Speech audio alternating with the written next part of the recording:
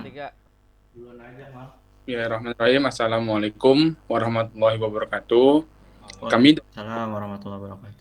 ingin mempresentasikan hasil diskusi kami. Kami ini beranggota Fajar Fahri, Muhammad Ali Rahmatullah, Erik Setiawan, Andrian Saputro, dan juga Jody Maulana. Di mata kuliah Studio Perancangan 1 dengan dosen pengampu Desiana Widayanti, DR IRMT. Dan di sini kami akan menjelaskan struktur bawah dari bab 6 sampai bab 10. Oke, kita lanjut aja ke bab 6, bisa dilanjutkan dengan saudara Jody.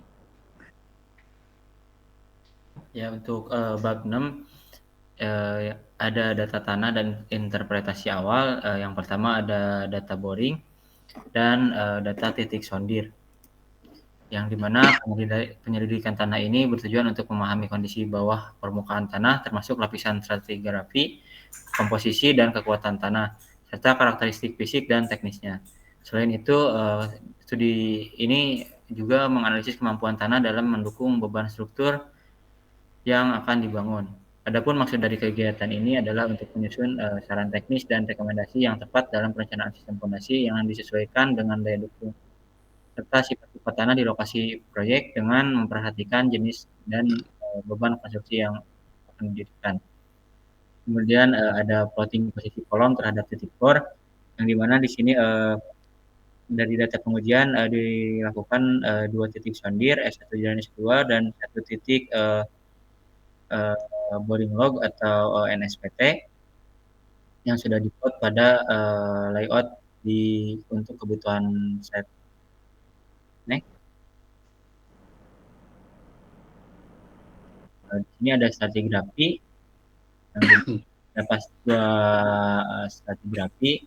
Yang pertama yaitu berdasarkan ringkasan hasil dari boring load yang diplotting dari lapisan atas sampai di kedalaman 30 meter, yang dimana ya pertama adalah lapisan tanah lempung, kemudian lanau berpasir, lalu pasir kasar, serta lanau berpasir lagi, lanau membatu, dan juga di bawah pasir hitam. Yang dimana nilai NSPT ditemukan tanah keras pada elevasi 20 meter dengan elevasi muka air tanah di minus 4,6 meter, dan yang sampingnya ada parameter tanah dengan NSPT, nilai QC, friksi, ada berat jenis tanah, water content, ada batas-batas Attenborough dan juga kaki tanah serta sudut geser. Juga data dari boring log, hasil NSPT, data sondir, 2 titik, serta summary dari hasil laboratorium. Di mana kesimpulan jenis tanahnya itu menunjukkan tanah tepat di bawah fondasi memiliki daya dukung yang baik. Lokasi proyek di Bogor didominasi oleh lapisan lanau berpasir, pasir kasar, pasir hitam yang pada kedalaman 30 sudah berada pada tanah keras.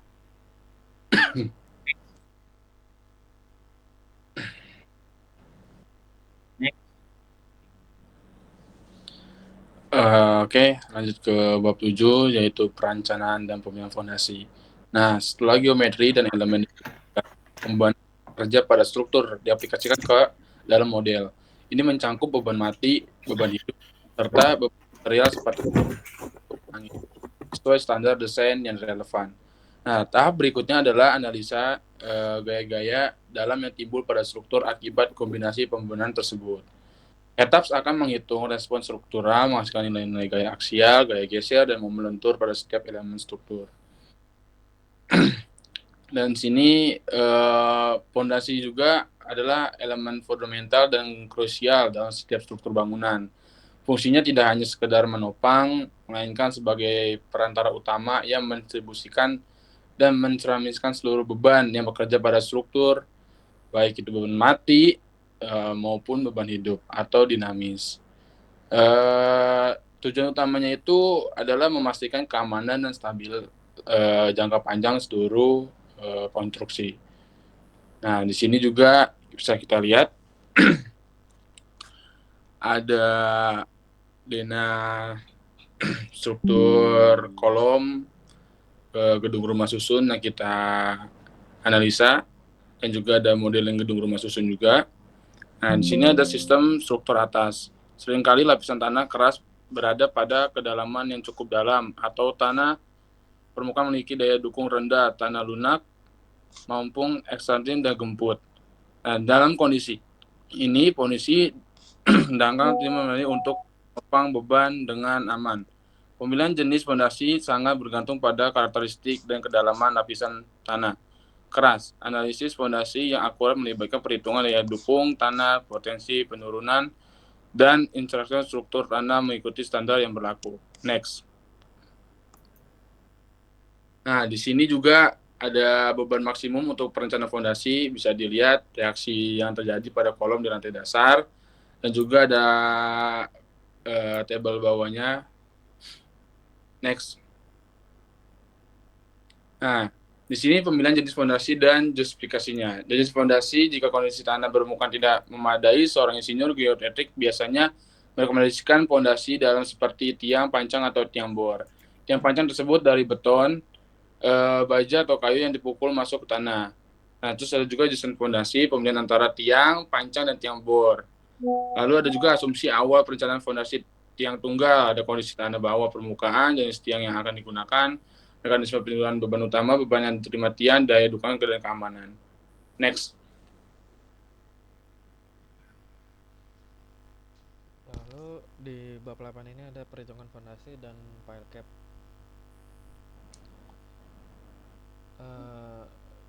Kami membahas 3 metode utama perhitungan kapasitas tiang fondasi, yaitu metode berbasis NSPT, Mayrov, metode berbasis uji sondir, Bagiman, serta analisis kapasitas grup tiang dan efisiensinya. Pertama, metode berbasis NSPT atau metode Mayrov. Metode ini menggunakan hasil ujian penetrasi tanah NSPT yang telah dikoreksi menjadi N60 untuk menentukan daya dukung tiang, baik dari tahanan ujung maupun dari tahanan selimutnya.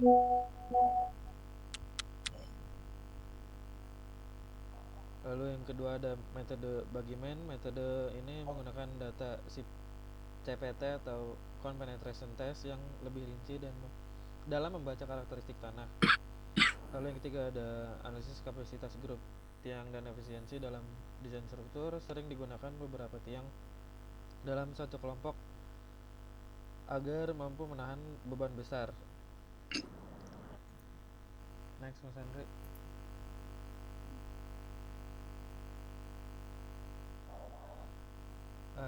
Dengan menggabungkan hasil dari kedua pendekatan serta analisis grup tiang, kita dapat menghasilkan desain fondasi yang aman, efisien, dan sesuai karakteristik tanah setempat. Next, Mas Andrean. Ya, bab 9 gambar teknis fondasi. Berikut bisa dilihat dari layout titik-titik fondasi. Mungkin agak kecil-kecil ya ini. Dan berikut adalah detail dari fondasi tersebut menggunakan borpel dengan jarak 40 cm dan juga penulangan D10 dengan jarak 170 mili. Ini bisa lanjut bab 10 langsung aja. Oke, di sini yang saya menjelaskan kesimpulan dan saran. Struktur bawah bangunan merupakan bagian penting dari sistem struktur yang berfungsi untuk menyalurkan beban dari struktur atas ke tanah secara aman dan stabil. Berdasarkan hasil analisis dan perencanaan, dapat disimpulkan bahwa jenis fondasi yang digunakan harus disesuaikan dengan besar beban yang ditanggung oleh kolom serta kondisi tanah di lokasi proyek.